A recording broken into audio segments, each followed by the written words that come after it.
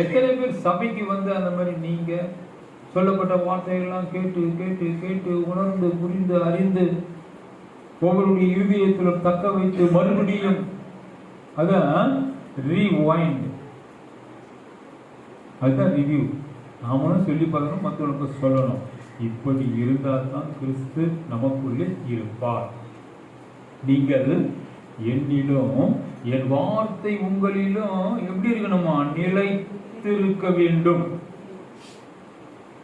அவரக்கொடி, பாவக்கொடி, சொரக்கா கொடி, இந்த மாதிரி கொடிகள்லாம் என்ன பண்ணும்? ஒரு தாவி கொள்வதற்கு ஒரு ஆதாரம் வேணும். அப்போதான் எங்க ஒன்றும் அது என்ன பண்ணும்? அப்படியே போய் தாவி பிடிச்சிக்கும். ஆனால் வீட்டில எல்லாம் நிறைய பேர் அவரைக்காய் செடி, பாவக்காய் செடி, பூசணிக்காய், மீன், சொரக்காய் இதெல்லாம் என்ன பண்ண விதைகளுக்கு வந்து அப்படியே ஓடி விட்டு வரும். எங்கள் அம்மா பாப்பா எங்கள் அப்பாவுக்கு தெரியும். அப்படியே கொடி போட்டு என்ன பண்ணலாம்? ஓலை வீடு. அதில் சொரக்காய், பாவக்காய், அவரைக்காய், மெயினாக அவரைக்காய், சொரக்காய், இது ரெண்டு காரியமும் கண்டிப்பாக இருக்கும். ஓலை வீட்டில் அப்படியே பெருசாக கேட்பாங்க எங்கள் அம்மா கிட்ட வந்து, என்னக்கா என்னம்மா சொரக்கா ஒரு 4 இருக்கக்கா இல்லை, எங்கள் அம்மா கொடுப்பாங்க, இல்லைன்னு சொல்ல மாட்டாங்க. அவரைக்கா எனக்கு எல்லாத்துல பூச்சி பிடிச்சிடும், அது பக்குவமாக இருக்கும். இதெல்லாம் எதுக்குன்னு கேட்டால், விதைச்சாலும் சரி, நீர் பாய்ச்சாலும் சரி, பாதுகாத்தாலும் செஞ்சாலும் சரி, இவை எல்லாவற்றுக்கும் தலைவர் இயேசு கிறிஸ்துவாகிய தேவன். அவர் தான் விளைய செய்வார்.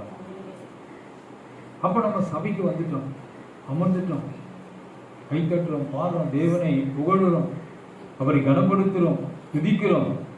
பிறகு சினிமா தியேட்டரில் உட்காந்து என்ன காட்ட போறாங்க, யார் வரப்போறது, சிரிப்பா சிரிங்க, ஒரு சிரிப்பு காட்டினா சண்டையா, அப்படியே ஒரே மூர்க்கமா அப்படியே இருக்கும். ஒரு அன்பான சீன், லவ் சீன், பாட்டு, டான்ஸு, அது அப்படியே கண்டு கழிக்க வேண்டியதுதான். மறுபடியும் அது குடும்பத்தின் காரியங்கள். அண்ணன் என்னடா, தம்பி என்னடா, அவசியமான உலகத்திலே ஆசை கொள்வதில் அர்த்தம் என்னடா, காசில்லாதவன் குடும்பத்திலே. என்ன இது சொல்லுது? சினிமா. ஒவ்வொரு குடும்பத்தில் உள்ளவர்களும் உணருங்கள், புரிந்து கொள்ளுங்கள். குடும்பம்னா என்ன? ஒரு குருவி கூடு மாதிரி அப்படி இணைந்து இருக்கணும். அப்ப அந்த குடும்பத்துக்கு யார் தலைவர்? கர்த்தர் நிமித்தமாய் ஆணோ பெண்ணோ அவர்கள் சொல்வதை கேட்டு நடக்கணும். அதுதான் குடும்பம். நல்ல குடும்பம் ஒரு பல்கலைக்கழகம்.